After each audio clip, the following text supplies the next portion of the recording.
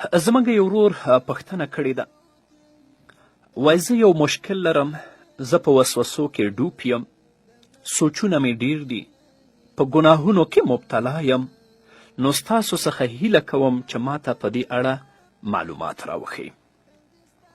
په دې کې شک نشته چې هغه انسان چې ګناه کوي، الله رب العزت به په هغه ګناهګار انسان باندې د پریشانی، د شکونو او د وسوسو دروازې پرانیزي.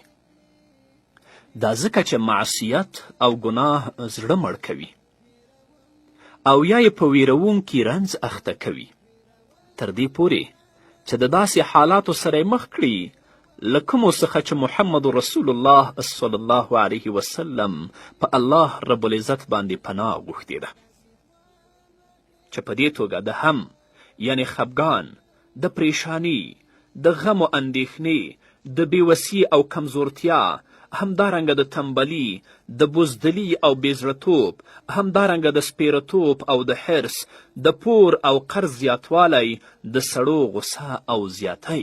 یو سړی چې ګناه کوي الله رب العزت به د دې ټولو دروازه ورته پرانیزي.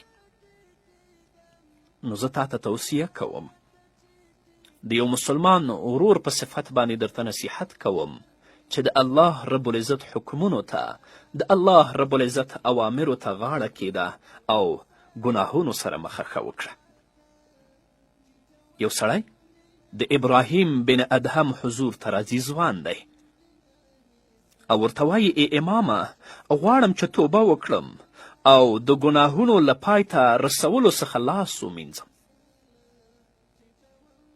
اما نن چې ګناه وکړم، چې توبه وکړم، سبا رانه بیا ګناه کیږي، بله ورځ رانه بیا ګناه کیږي، بیا توبه کوم، بیا رانه ګناه کیږي.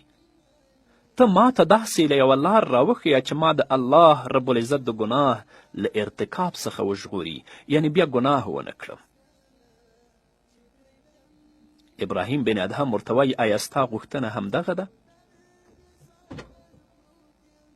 یعنې ته غواړې چې د ګناهونو نه لاس ومینځي او نور ګناه ته نږدې نشي؟ هغه ځوان ورته وایي هو. ابراهیم بن ادهم ورته وایي که چیرته دې غوښتل چې ګناه وکړې، نو دا کار د الله رب العزت په ځمکه کې مه کوه. هغه ځوان ورته وایي نو چیرته دا کار وکړم؟ ځمکه خو ټول د الله رب العزت ملکیت دی. ابراهیم بن ادهم ورته وایي د الله د ځمکې نه بهر.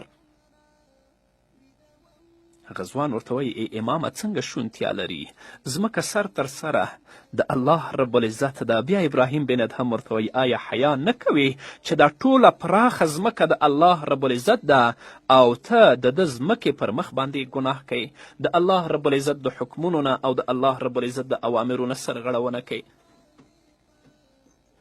وروسته بیا ابراهیم ورزیاته کړه، که چیرې ته غواړې چې ګناه وکړې نو د الله رب العزت له روزي څخه یې مه خوره. هغه ځوان ورته وایي زه به څنګه ژوندی پاتې شم، ځکه ټولو مخلوقاتو ته الله روزي ورکوي. ابراهیم بن ادهم ورته وایي آیا حیا نه کوې چې د هغه له رزق او روزي نه یې خورې او وروسته بیا ګناه هم کوې؟ ابراهیم بن ادهم بیا ورته فرمایي که چیرته دې بیا هم د ګناه په پای ته رسولو باندې ټینګار وکړ، نو د هغه له سترګو یې لرې وکړه، یعنې که دې زړه د ګناه نه صبرېږي، د الله رب العزت له لید نه ګناه لرې وکړه، چې یعنې داسې ځای کې وکړه چې الله دې ونه ویني. هغه ځوان ورته وایي چې دا څنګه شونتیا لري په داسې حال کې چې الله رب العزت په موږ باندې لیدونکی دی. بیا ابراهیم ورته وایي آیا حیا نه کوې چې د هغه په حضور او د هغه په وړاندې معصیت وکړې؟ یو ځوان د خپل پلار، د خپلې مور، د خپلو ورونو، د خپلو اقاربو او اکاګانو تر مخ ګناه نه کوي، ځکه د هغو نه حیا کوي.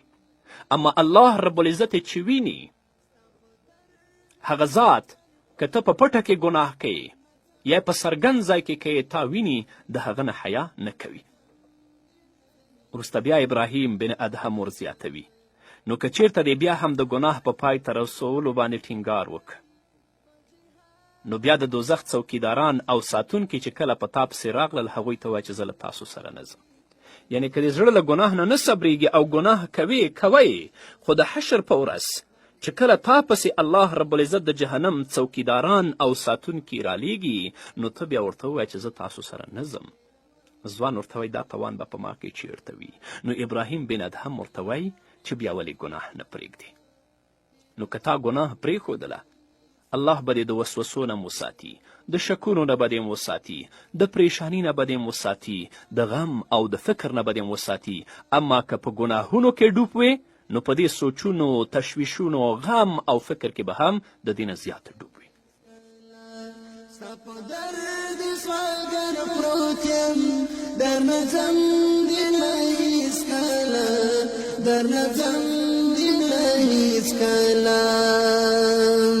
ای په دین مین اولسا، ای حسین سمسور وطن، ای په دین مین اولسا